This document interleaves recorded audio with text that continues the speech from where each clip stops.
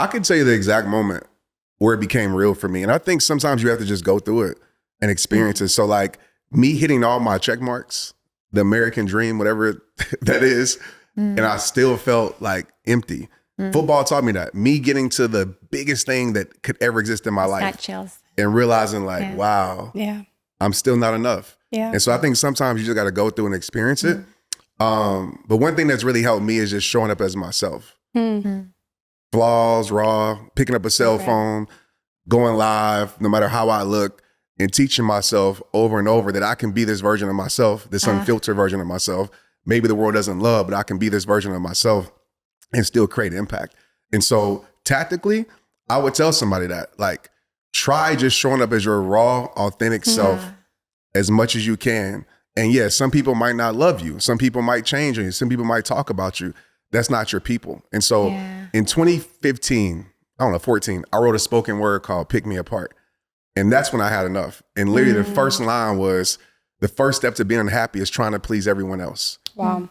What's the point of gaining the world if that game means you lose yourself? It doesn't add up. Oof. And so that was my coming out party. It was like, all right, pick me apart. You don't like this, you don't like that. I'm just not your cup of tea. Yeah. So good. What you just said, though, I got chills like 3 times because it really resonated for me. And I want to share how, because I think often we do hear I am enough, and we write it in our journals, and then we give ourselves the affirmation. But then as we take action and we show up in life, is we're doing things that don't actually speak that to ourselves. So what I'm really hearing from you is by saying, you know what, I'm just going to show up as Trent and be imperfect and do all of this and put this part of me forward.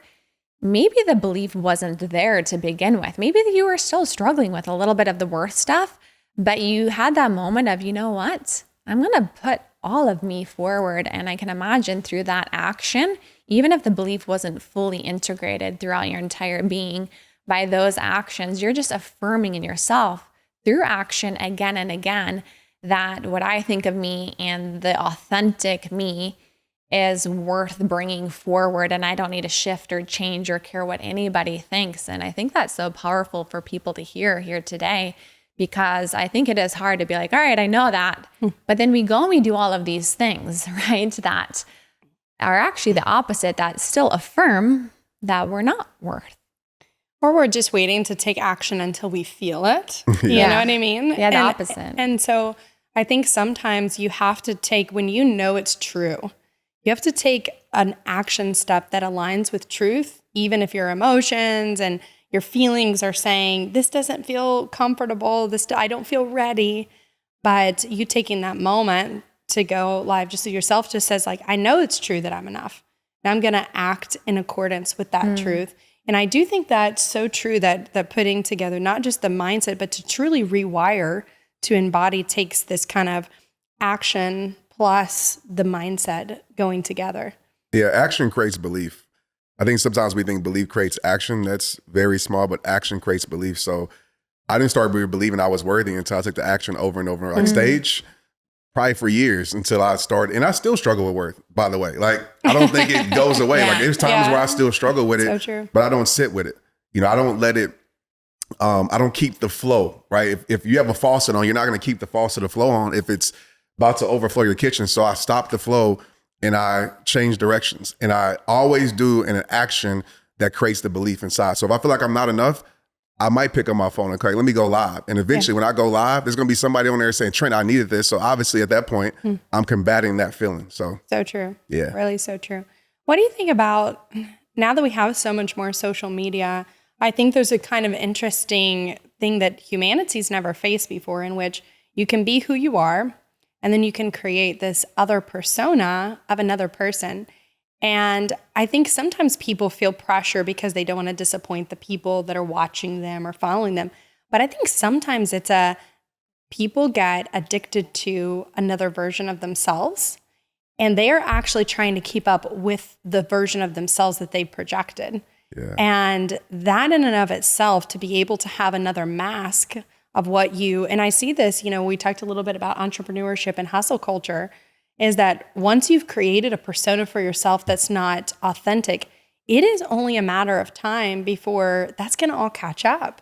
And I think a lot of the imposter syndrome we feel and a lot of the burnout is more this fractured identity. There's the real you, and then there's this other side of some character you've created. And I'm all for presenting yourself well and learning to market, and you get the tools and tricks, all that's great, but it can inadvertently actually kind of cause you to have two people. Did you ever struggle with that, or do you see this as becoming something our society's having to deal with?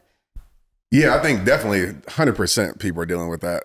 I think, I mean, I can speak an hour on that. Did I deal with it? Yep. When I first got into personal development, 100%. Like, I feel like I had to look a certain way, talk a certain way, present a certain way. That's why I wear what I wear. Like, it's not just. We wear black shirts with you. All the time, right? There you go. We're like, Trent's wearing black shirt, we're wearing black shirts. And the reason I did it was not to just like, it was me. I felt comfortable. Yeah. Like, and I say, you know what? I'm not going to be the guy that I wear suits, whatever, but I'm not going to be this guy just to wear a suit because I want to fit into a mold of an industry that says you have to look like this to be successful. Yeah. So I wanted to break that mold. And for me, it was deep because coming from where I come from, it's you can be successful being a rapper or an athlete. So I wanted to show kids too, like you can be be yourself, cool, whatever, and be able to make impact. And so one of the things that I pride myself on is that you don't have to be perfect to live in purpose. And so I want to show people with myself, like show people, I got to a point where I was like, I want to show people that you can be your raw, real, authentic self. Your transparency will lead to your transformation. My grandmother told me this, and it sits with my heart to this day. It just came to me. She said, Trent, number one, nobody can beat you at being you. So be yourself. And she said, there's only certain people in the world that you can reach. And she taught me, if you're wearing a mask, if you're being something that you're not, those people that are meant to see the real you is going to miss you. Wow. Because you're trying to be something else. Wow. And that changed everything for me. And so it gave me the permission to show up as myself, and it doesn't feel like work. Beautiful. I don't feel like I have to put on a, Clark Kent. Now I have a version where I'm more passionate for sure when I'm in purpose, or you see me on stage, I'm more in my confident self. People can say, oh, Trent, I expect you to be more of this and more of that. And honestly, I got out the business of pleasing expectations. But you can have different versions of you that are authentically you. Sure. And that's what a lot of people don't realize. I can have a very driven, kind of get after it type version of me. And then I can have a very playful and feminine version of Rachel. And it depends on the environment that I'm in. Both are me, but someone may meet different versions and be like, which one's Rachel? But it's like, we're very dynamic. So there's not just one version of yourself too. Yeah. I think you just have to really sit with, is this just authentic, or am I trying to perform or be like somebody else? And there you go. One time I said, any version of success that we achieve from not being fully all of ourselves, it'll never actually truly feel like success. So we could create this incredible business and this income and all of this perception, and you could achieve it all. But if it's not from you being fully all of you, is it really actually success? I don't think so. Or is it failure? Yeah. And it won't feel like ours anyway.